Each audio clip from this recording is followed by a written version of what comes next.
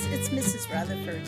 I am here in the art room and I've got a fun thing to show you today. Let me step out of the way and let you see this word. Can anybody read that word? Illustrator. Illustrator. Today is I stands for Illustrator. Another word that's close is illustration. And you know, artists like illustrations. An illustration is a picture, like this book, Pictures for Miss Josie. It was written by Sandra Belton, and the pictures were by Benny Andrews. And Benny Andrews is the illustrator of the story. Artists are illustrators, and I have an illustration here to show you. Does anybody know what book this is from? It looks like a Wild Thing to me, doesn't it? Have you read the book called Where the Wild Things Are? Has a little boy Max in the book. Well, that illustration was done by this man. This man right here is Maurice Sendak, and I actually met him a long time ago. This is a book that has a story about when he was growing up and how he drew when he was little. He drew and drew and drew and drew, and he became an illustrator of different books. So there's Max himself getting ready to have a wild rumpus. Well, I had an idea that you might enjoy doing with your family, and it is a fun thing. We're going to make our own wild things, and you can do it all by yourself, or it might be a fun game you can play. You just need a sheet of paper.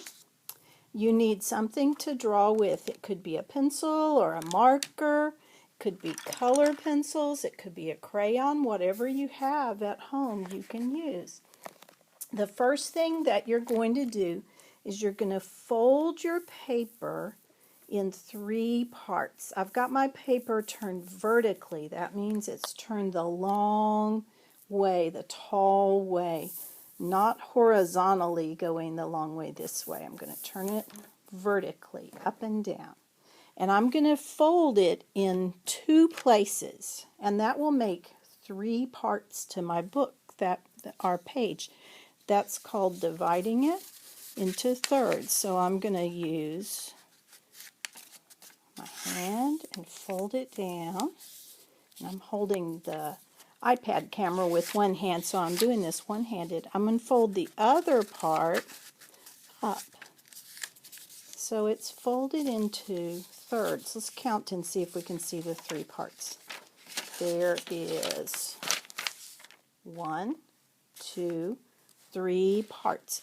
And to help me hold the camera and hold my paper in place, I'm actually going to tape my paper down to the table so it won't slide around on me. I need my camera with a tripod, but my camera's at the shop being repaired. Okay, so I've got my paper divided into 1. Can you see the line there? 2. There's the other fold. 3 parts. Now, this is kind of fun. You can just draw a regular drawing if you want to, but if you can find 2 other people at your house that would like to play this game with you, it is really fun. I'm going to start at the top of the section, this top fold section, and I'm going to make some kind of face for my wild thing. I'm just going to draw a big circle.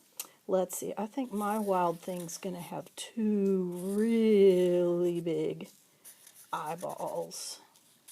So he's looking at me. Some kind of nose. I'm going to do a funny wiggly nose. And he's going to have some big eyebrows. He's going to have, I think I'm going to make some little bloodshot kind of eyes, make him look kind of creepy. He's a wild thing. And let's see what kind of mouth. Oh, he's going to be happy, but he's going to have wild thing teeth. They're going to be sharp teeth. How about some funny ears? He's going to have ears shaped like elephant ears. You might put some hair on yours. Yours might have, oh, let's see. I'm going to have a little bun on top here. Actually, I'm going to turn that into a little beanie cap. How about that? And some hair that sticks up. He needs some hair. Yours might have a little mustache. He could have a little beard. There's all kinds of things. Yours might have glasses, might have pigtails. Now, I'm done with that part. So the next thing I'm going to do is fold my paper down. Hide that part. I'm drawing with Sharpie, so it kind of shows through. I'm going to pass it to somebody else in my family, and I'm going to ask them to draw some little shorts or some pants and some legs. Got some funny knobby knees. This is definitely going to be a wild thing, isn't it? How about kind of shoe? What kind of shoes? Let's see. I'm going to make socks first. And this wild thing's going to have some high heels. Whoo-hoo. My paper's sliding. Let's see. These shorts going to have spots. Polka dotted shorts. There we go. And there. Funny. Oh, wild things probably would have some hair poking out of their knees. Don't you think?